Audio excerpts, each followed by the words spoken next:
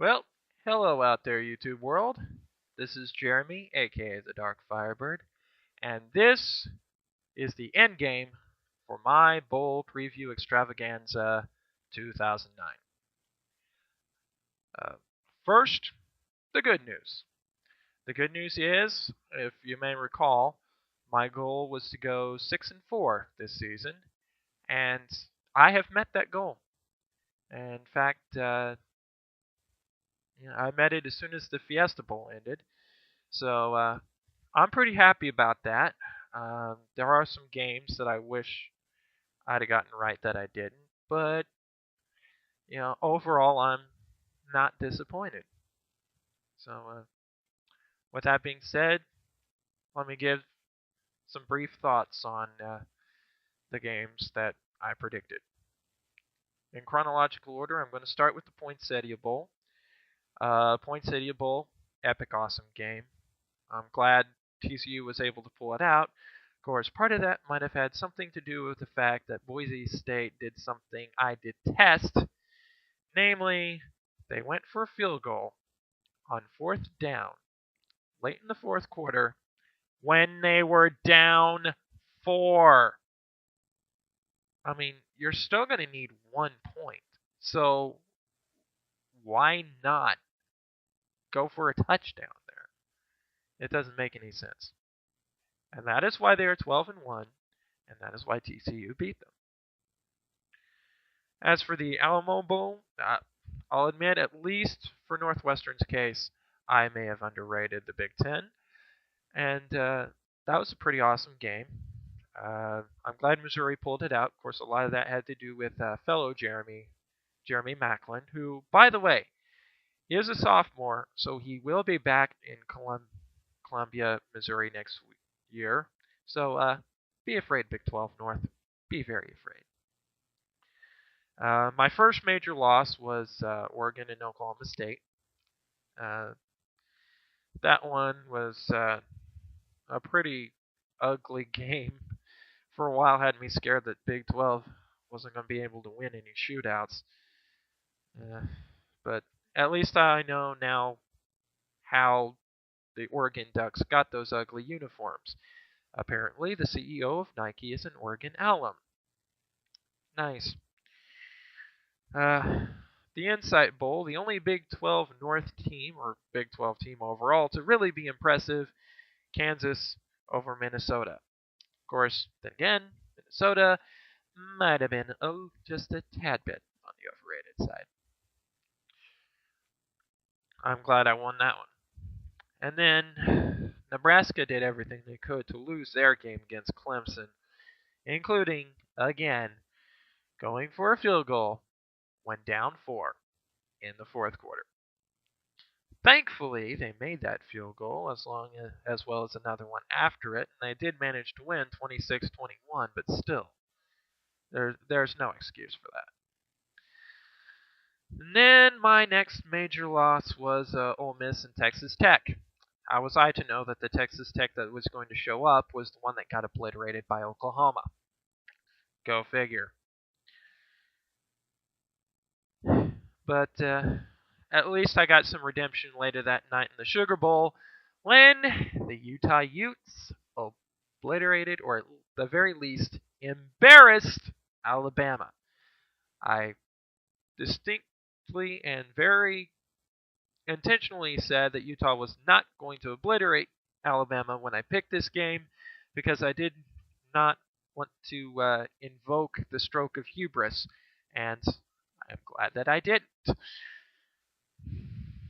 Because in the end, we ended up getting Utah embarrassing Alabama, and now the question has to be asked: should Utah and the winner of the national championship, which just concluded a few minutes ago as of the time of this recording, Florida, should Utah and Florida be involved in a +1 game? I say I'd like to see it. Ain't gonna happen, but I'd like to see it. And then the Sugar Bowl is where we just talked about the Sugar Bowl. The Fiesta Bowl is where I got my 6th win in very, very ugly fashion. And to those Texas fans who said that they got screwed by the BCS and got out of the Big 12 championship game because of the BCS in favor of Oklahoma, I present to you Exhibit A, 24 points to 21. Yes, you won, but no, it was not impressive. If anything, it was downright awful. And I had one loss that was not disappointing, and that's because it was really a learning experience for me. Tulsa ended up beating the snot out of Ball State, which I should have known since I picked Tulsa last year in the exact same bowl game, the GMAC Bowl, and they ended up obliterating Bowling Green. So let this be a lesson. If it ain't broke, don't fix it, and never pick against Tulsa in the GMAC Bowl. Last but not least, like I said, we had the game that just concluded a while ago, the national title game between Florida and Oklahoma. Big props to Florida. Florida, I'll say this right now, coming from an OU fan, someone who picked OU, you won it fair and square.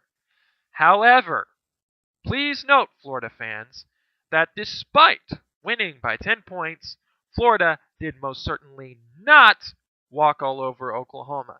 In fact, Oklahoma had a legitimate chance to come back, and some timely mistakes cost them the game. Unfortunately, those mistakes, I fear, may cost Stoops his job, but that's not important right now. What is important is that Florida won, and for your sake, Florida fans, I hope that this is not a divided championship, because I personally do not believe in them. Florida, the championship is yours. You won the title game. You deserve it. And if the AP doesn't agree, well then, I got 2 words for them. Forget you. Sorry. And my apologies to anyone in Brooklyn, because that was a terrible faux Brooklyn accent and completely unintentional. Last but not least, this is kind of an aside from the picks, but ESPN had pretty good bowl commentators overall. Even their lesser teams weren't horrible. I don't know about the NFL Network because I didn't get to see much of the Insight Bowl, unfortunately. But CBS's was good enough too. However, Fox, if these announcing teams are your A teams, I don't want to know what your Z- teams look like. Because going into the Sugar Bowl, all the commentators, including the people on your pregame show, were blatantly biased toward Alabama, and only until after the game did they not only turn in Utah's favor, but they even admitted that Utah should have been playing for the national title. And on the national championship game, the commentators, when talking about Tim Tebow, barely talked about what he was doing on the field. In fact, they talked more often about what he was doing off the field. I don't even think Florida fans wanted to hear about that because it doesn't pertain to the game that's going on the field. If it doesn't pertain to what's going on the field, we don't want to hear it. Talk about the bloody game, not about how many countries Tim Tebow went to, how many people he helped. Okay, we get it. He's a great guy. But you stop just short of calling him Jesus in cleats when it has nothing to do with what is going on the field. So just leave that alone. Talk about what's going on. I mean, hell, I could do better than that. I could do better at hiding my biases, and I'm not that good at it. In fact, I'll appeal to any of the major football networks if they want a better commentating team. I may not have the best speaking voice. I may stammer and stutter from time to time. I may not be, very comfortable in front of a camera, I'll admit. But come on. I could do better than that. I could do better than, giving Tim Tebow a verbal blowjob, for lack of a better word. And I'm sorry about that, but that's just the way I feel. Good night, folks.